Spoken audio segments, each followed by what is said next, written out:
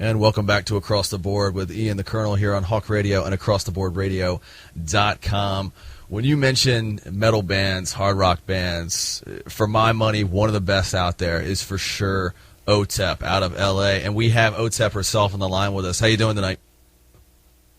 I'm fantastic. Thank you, brother. Good. I don't know why I said tonight. It's afternoon. I don't know what's wrong. That's how, jacked up I am right now. In any case, I know you guys are out on tour right now, staying all over the place. Really excited. I've never been able to see you guys live before, but really looking forward to it. I mean, obviously, one of the famous things about you is that Sharon Osbourne saw you guys play live and signed you up to Ozfest immediately, just like that. So it must be an incredible live show. For people that haven't seen you play live yet, what can they expect? Well, the short answer is a complete and total mutiny of your senses. Nice. We like to keep the show very theatrical in many ways, but also interactive and at the same time provocative enough to where the audience is not allowed to just be a simple observer. Mm-hmm. Good. That every emotion that is conveyed in every song is, sort of permeates their being, and through that sort of spiritual intercourse, we have a true magical moment between audience and band, and it's loud. But at the same time, there's poetry, there's politics, and there's loud pummeling music. Can't beat it. That's what I'm saying. Now, talking about poetry and politics and all that, you do a little bit of everything. I mean, you have a background as an illustrator, poet. You've written fiction. I mean, your website. I think Word Becomes Flesh is your official website for selling your poetry and books. Correct? That's correct. Okay, good. So a lot of websites connected to you. I know, Girl Goes Grr and Tumblr and all of those. Mm-hmm. So all shapes and sizes. You've got a lot going on out there. But what excites you the most? I mean, do you have the same amount of energy in the writing, in the illustration, in the music, or is there one thing that really gets you going if you had to choose one? Well, I'm a bit of a lunatic, and I'm able to pour energy into most everything that I do, and I don't really know any other way than not to give 3,000% of myself to everything that I do. So the passion for performing, for writing poetry, for writing short stories, for illustrating, for painting, for anything that I do that's creative, it's equally passionate, I suppose, and I guess that to me, it feels like it's my purpose, and it always has been that way since I was a small child. With the earliest memories of actually that I can actually recall, I wanted to create. And not even want. It was more of a necessity. I had to, and that burns within me even to this day. And do you feel like the youth of America today don't fight enough for the things they believe in? Do they lack that passion as well? I think that there's a bit of that, but I think that it's disappointing. I don't know. It's hard to say because there's times when technology is now connects us more so than we've ever been connected before. Right. So you'll see topics that are very, very important being discussed on, say, Twitter trends or on Facebook, links being passed around to people in different countries, in different states, in different communities that perhaps they would never, ever be aware of because their access to local news is all they know. So the Internet and social media and so forth gives us the ability to connect. And you'll see people taking action. But whether or not they actually take that action beyond their phone or beyond that website is, I guess, still up for debate. I've seen people getting more active and more involved and more informed and more outraged. But what I also have seen is I've seen us being sort of placated and pacified through reality TV and even more access to technologies. And so it's sort of like, a lot of people tend to throw around the idea of George Orwell's 1984 book is what we, Big Brother is where we are now, which I think that's more of a fallacy, and it's a scare tactic than anything else. If they were really paying attention, we're actually we're closer to Aldous Huxley's A Brave New World, where we have access to information, encyclopedias of information at our fingertips. You can go and you can look up anything online right now. You can find out what the weather's like in Iran. You can go and you can read about ancient civilizations. You can look up medical conditions. You can take MIT classes online. And you can sit in on sessions through the TED website of seminars on professors and so forth, giving these great discourses on varieties of topics, from philosophy to science to so forth and so on. But do we do it? Nah, most people are looking at porn, watching people getting hit in the nuts with balls or whatever, and then watching Jersey Shore and stuff like that. So I think that, and it's hard to blame some people sometimes as well, because life's tough right now and people want escapism.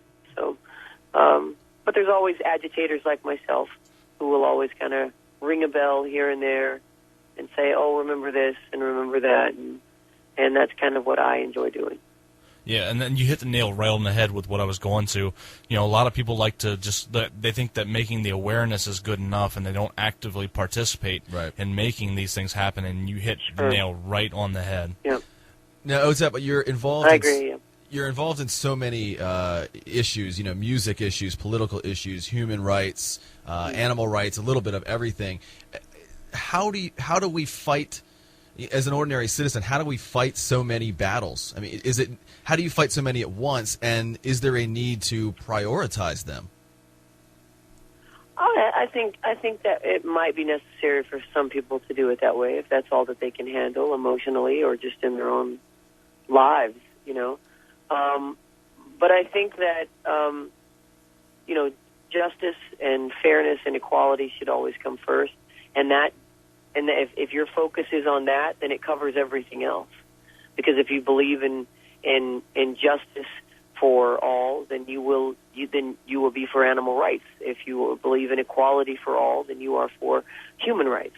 So I think if you can put that as the forefront of your mind and say, this is what I stand for, and I'm not going to allow some other political organization or some political party to murk up the situation, to muddy up the situation by throwing in things that don't really matter. Because when I go back to the simplest form of the argument, does it violate human rights? Does it violate, or does it violate justice and equality, fairness as well? Then you'll see, I guess, the truth to the argument. It's very easy at this point to get lost in the quagmire of politics these days, and not see the reality of the situation, because people have gotten so good at spinning it. Yeah. The reason why you'll see corporations are now are now truly buying politicians. They've always bought them, but they're openly buying them now. Yeah. And politicians then are told, and they are taught, to use social issues to scare people into voting against their own interests to support corporate interests, which then end up hurting working class people. If we really cared about fairness and justice and equality, then corporations would pay their equal fair share of taxes. ExxonMobil, I think, didn't pay not one single dollar of taxes last year. In fact, I think they received government subsidies. BP the same way. I think that we just saw a ruling that said the taxpayers have to clean up the oil spill now, and we're allowing that to happen. Unbelievable. And as soon as we start to say something about it, somebody somewhere will throw in, well, Obama's a socialist, or they're going to give gays the right to marry, or they're trying to take prayer out of school. And then the people forget all about the fact that you're getting poorer and these corporations are getting richer, and instead you're focused on, well, by God, they're not going to come into my house and take away my Bible. You know, it becomes this whole other argument. Meanwhile, these guys are laughing themselves all the way to the banks, which, of course, we also bailed out. Yeah, and it's interesting, you know, like we say, land of the free, but it's really not free for all. And in part of our research, you know, for preparing for this, I saw another interview with you, and you were talking about, you know, same-sex marriage, obviously, which is a big deal to you. And you were saying that even though, you know, in California, and I know there's a big deal right now about New York, they're trying to get it passed. In California, you can marry, you know, same-sex marriages are legal. However, if that same-sex partner, say it was your partner, was not from the U.S., you couldn't marry her to keep her in the U.S. because the DOMA laws, I guess, supersede the state laws. Well, that's happening to me right now. I am engaged to a very delightful woman who loves me for everything that I am, and I love her. And she's from another country. Yeah. And her visa's up. She's actually had to leave this country now. And there's nothing that I can do. We intend on spending the rest of our lives together. We're lucky enough to find each other in That's this great. in this very large and lonely world. And there's nothing I can do to stop it at this point. And we are fighting it, even though in California we qualify as domestic partners, which is common law marriage in any other part of the world. Right. But because of DOMA, it overrides anything the states' rights can do. That's insanity. And I think that what's truly unfair about this situation is that I don't have the same rights. You pay the same taxes as everybody else, right. but I'm taxed the same. Right. You know, I'm applicable to the same to different laws than everybody else is, and I don't see how that's constitutional. I don't see how that is fair to me as a tax-paying citizen of this country. I'm subsidizing other people's lifestyles without having the right to have my own access to Very those true. rights. Yeah. Yep. And it doesn't matter if you agree or disagree, and you've got your own moral issue with it. That's your business. Right. It's none of my business. Right. Because I can have the same moral issues with the way that you raise your children, Correct. or the way that or what you eat. Yeah. I mean, what's next? Are they going to say 2 obese people can't get married Right. because they're just going to raise obese children? It's true. 2 people that listen to metal music can't raise children because they're just going to raise pagans? I mean, where do we stop this sort of, you know, absurdity? And people that say, well, it's just a slippery slope. It's a slippery slope if you let 2 people love each other, because the next thing's going to be animals. Well, if I use that logic, then eating meat is a slippery slope to cannibalism. So then we should outlaw eating meat. Every Jack in the Box, every Burger King, every whatever, Taco Bell and so forth should be shut down in this country because they are promoting cannibalism. I mean, the absurdity of these arguments are beyond measure. But because they throw out a religious passage out of one little part, not paying attention to any of the other religious passages, somehow that applies to everyone. Yeah. You know, they steal something out of Leviticus, and it says, man shall not lay with another man because it's an abomination. Okay, but it also says that you're not supposed to eat shellfish. So the next time folks go to church and then you go to your Sizzler and you get you the surf and turf combo, your steak and lobster, you are committing an abomination to God. Right. The next time you have some Cajun gumbo and you've got shrimp in there, you are committing an abomination to God. And I'm not making it up. That is in the book. The same book that tells me that I'm right or wrong. Well, I'll leave that up to whoever comes after this life to judge me based on that. Right. But while I live in this country, I have the same rights as everybody else. And while I live in this country, it says that all men, and we assume they mean human, right, are created equal. There's no asterisk, there's no ifs, ands, or buts in that statement. Right. All are created equal, and all deserve the same rights.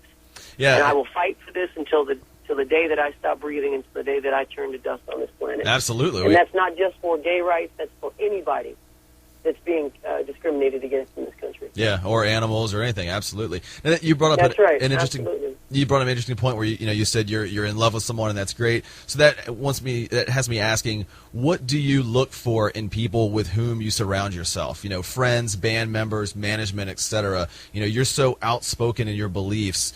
What do you look for in those people that you want around you as your support system on a daily basis? Loyalty is the first thing. Okay. I think loyalty is a strong foundation. Absolutely. For anything that comes after that. Yeah. Anybody, I believe in. I'm a firm believer in loyalty. I believe that if you believe in something, and you are who you are, then that's what all that should matter. And loyalty is such a rare character trait these days, and I mean true loyalty. Oh, absolutely. Well. Right. And it's a very difficult sometimes, because you do have to make certain adjustments at certain moments, and those are always, perceptions and judgment calls at the time. But loyalty to me is the foundation for any great relationship or for any long-standing partnership, whether personal or professional. Now, let's also talk about the latest album and get back on the music track a little bit as well. The latest album, Atavist, which came out last month. Nope. 2 months ago. Talk to us a little bit about this album, what this album brings to the table that differs from, Smash the Control Machine, The Ascension, some of the other ones, and, what anyone who hasn't heard can expect from it so far. Well, for me, Atavist is a much more emotional record. Smash the Control Machine was rather political, but it was I'm fortunately and then sometimes unfortunately an artist that is reflects the environment that I'm in, that I'm experiencing at the moment. And for Smash Control Machine, it was written right around the times of we were just getting out of the bully cronyism of the Bush administration and moving on to hopefully a brighter day. And so the reflection and me wanting people to remember what gifts we have in this country, to be active, to be angry, and to let our voices be heard, and to remember that we are the bosses. Politicians work for us. Right. They are hired and fired by our vote. And so with Atavist, I kind of felt a little let down by many things. Inaction by the populace, also a little bit of distrust in some of the political leaders that I put a lot of faith in, who I thought were going to be extremely liberal and turned out to be moderates, which was sort of depressing. And yes, I understand the president is not a bully and cannot just go in and be a tyrant, but after 8 years of experiencing someone who was very close to being a tyrant and someone who was a bully, and his administration was full of bullies, I wanted a little equilibrium. So I felt for this record, I wanted to get back to a more personal, private, vulnerable, honest, angry, emotional delivery of the art and the music. That. So I coiled back into myself and allowed my subconscious to lead the way. I think this is my heaviest record I've written. I think it's maybe the angriest record I've written, but there's also some joy in all of that. There is some catharsis and liberation to all of that, and I'm very, very proud of Atavist. Across the Board with Ian the Colonel here on hawkradio.org and acrosstheboardradio.com. We are here with Otep Shamaya from the band Otep, and talking about politics. If you were forced to, you have no choice, you had to have dinner or lunch with either Sarah Palin or Rush Limbaugh, who would it be?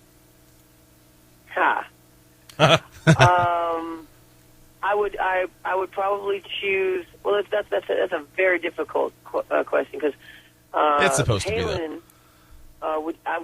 You wouldn't be able to speak very much to her, right. Unless you felt like you were talking. If I choose to speak to a child, right? Because that's the way you'd have to communicate with her. Limbaugh, if I could get past the stench of the man, I would probably like to yell at him, because Palin doesn't really know what she's doing. She's just sort of, she's a hand puppet.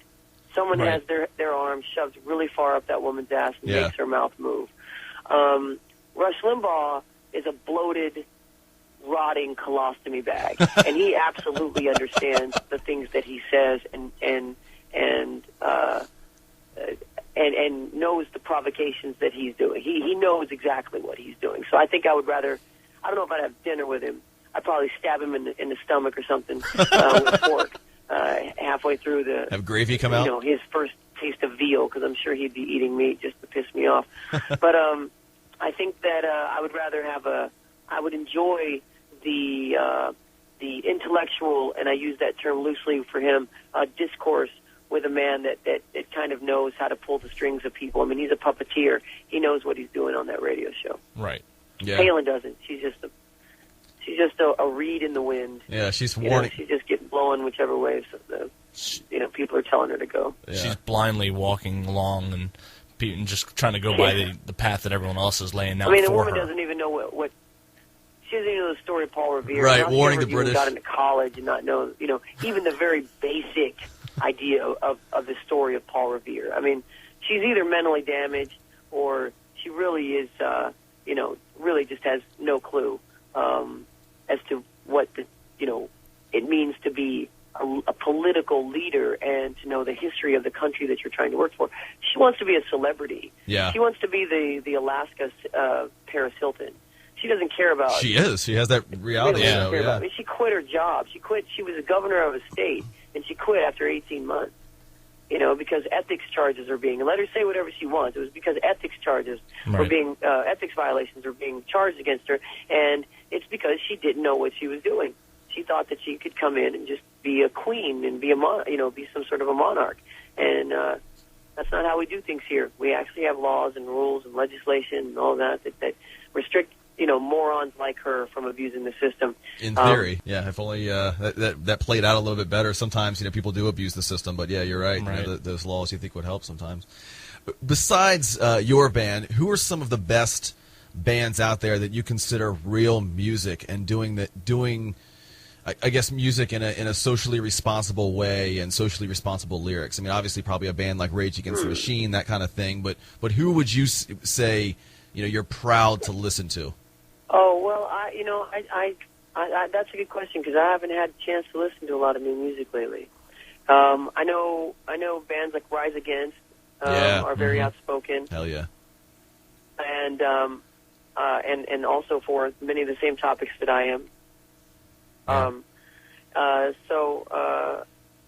But I'll have to say that I've been reading more than I've been listening lately, and so what books then? I feel like there's not many bands who actually have a message.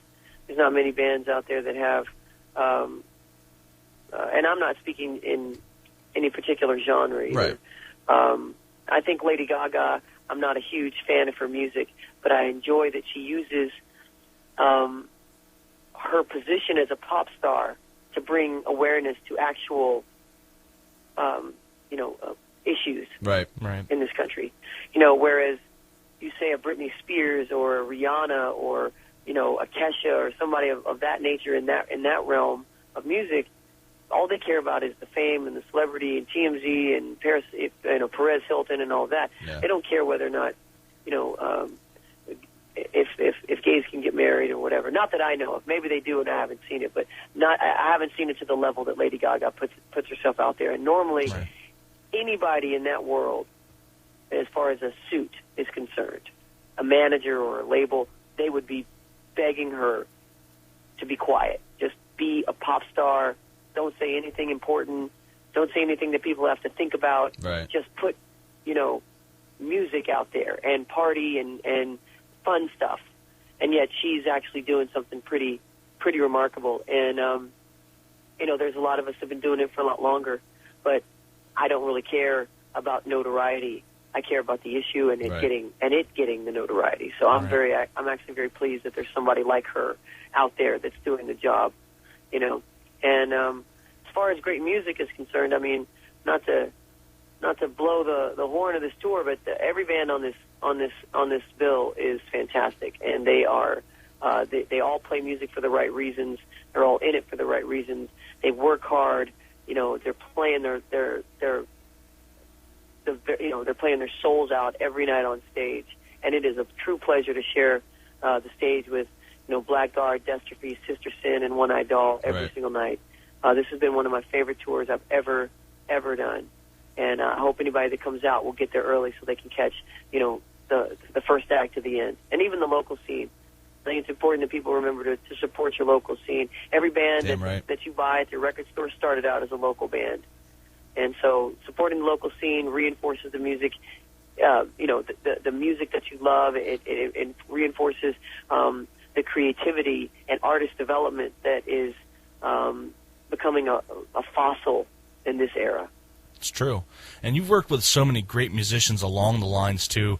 You've worked with Rob Patterson and Koichi Fukuda from Static X. And you're currently working with Ulrich Wilde as well. What does working with these people bring to the table musically?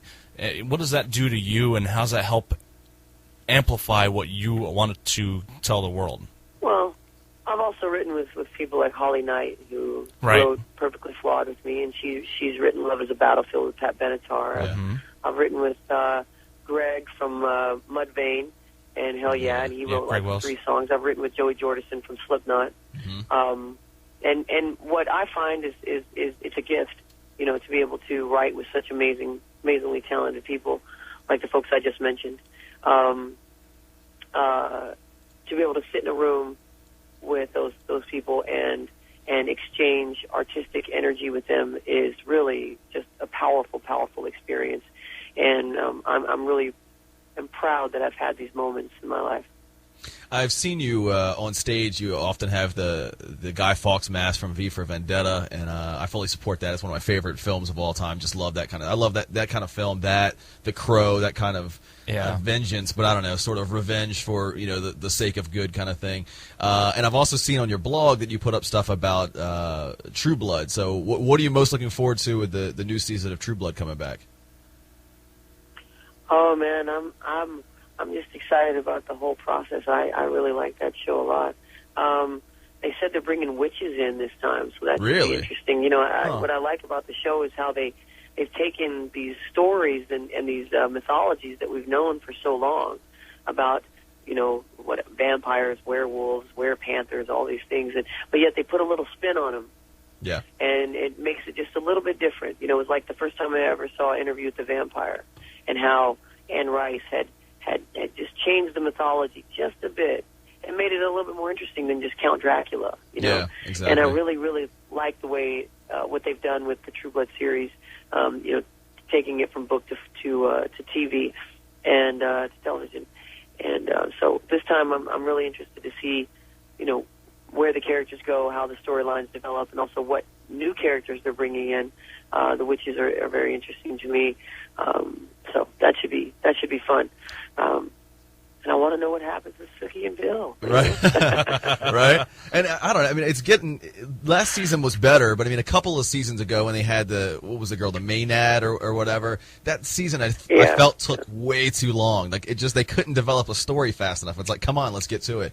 But I thought last season was a lot better. Yeah, it seemed like that went on a little bit. Yeah. Yeah. I think everybody was a little anxious about that one. Yeah, it got old after a while, so at least they've turned that around a little bit. All right, so how about a softball question for you? This is an easy one here.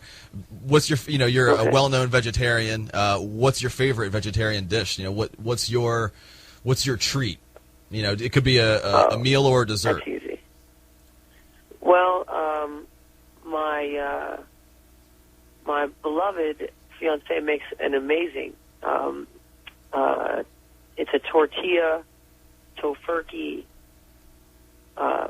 soy cheese pizza. Okay. But at restaurants, my favorite dish is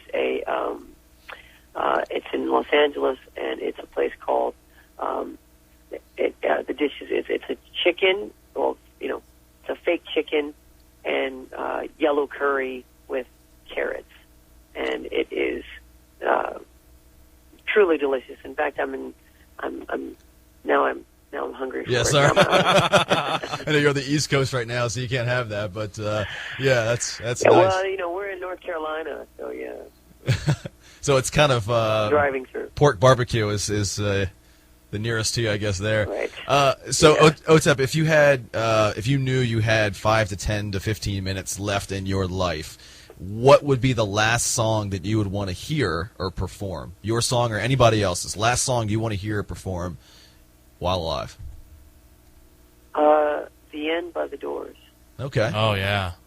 Good call. That's a really good call. It's sort of, I should have thought of that one. That's good. I like it. Well, what website is the best to keep in touch with you? Because like I said, you have Word Becomes Flesh, you have Girl Goes Grr at Tumblr, you have All Shapes and Sizes. all of those are good, or I mean, how can people keep in touch with what's going on with you in your head, where you are? Yeah, well, I diversify. So really, for sure, the Tumblr blog, The Girl Goes Gur, that is really more about art and some personal politics here and there, but it's mainly about art and the things. It's an aggregate. I try to find different things that I find interesting on the web and put it there. But Twitter, we're on Twitter and Facebook. We have a Facebook page, which is Otep, facebook.com/OtepOfficial, and the same with the Twitter page. And I update those personally. I do have help on occasion, but for the most part, everything that's updated is it comes directly from me. Sometimes it's silly, sometimes it's funny, sometimes it's very serious, and a lot of times it's just updates on what's happening within the Otep community and where we're going to tour and so forth. But it's definitely the best places to keep up. But I'm also doing something pretty neat starting, I think, July 4th, is I'm going to be doing a podcast with called Loudmouth Radio .net, and it is going to be me rambling on and on and on about all the against what I feel is the conservative terrorizing the conservatives that terrorize this country and the virus that they continue to infect us with. Again, what we talked about earlier with all the different social issues to take our eyes off the real prize, and also glorifying my positions on animal rights, human rights, and equality for all. It's interesting too. We're actually in talks right now trying to find a date to have Jello Biafra on the show from Dead Kennedys, who is big in the Green Party. Oh, right. Yeah, and I think that would be an interesting debate. To have you and he talking at the same time. I think that would be an interesting political debate. And I'm really impressed by you. Everything that you've accomplished and just the mind that you have. I mean, so mature in your thinking, but you're still what I would consider pretty young. I mean, you're pretty much my age, so I think you definitely have your head in the right place, and you're fighting for the right things. So we're big fans of you musically, and everything else that you're doing. So appreciate it. We're behind you all the way. Absolutely. I think it just comes with caring. You just care about what you do. I don't think there's folks out there that are still in college and still in high school, that are some in grade school. There's a 10-year-old that spoke out and said he would no longer say the Pledge of Allegiance until equal rights was a law in this country. Right. So I don't know if age has much to do with it, but I do believe it has to do with just caring about an issue and being passionate about it and doing everything you can to fight for that. Yeah, and like you said, thank you guys very much for having me on today. I really appreciate the conversation. Yeah, absolutely. It was great. And like you said, to be taxed the same as everyone else but not have the same freedoms is crazy. But musically, Atavist, right. It's out right now on Victory Records. Came out in April. Go out and get it right now. Check it out and definitely see this band live. They are incredible. Can't wait to see you guys live ourselves. So I'm E. He's the Colonel. This is Across the Board on acrosstheboardradio.com and Hawk Radio. Hawkradio.org.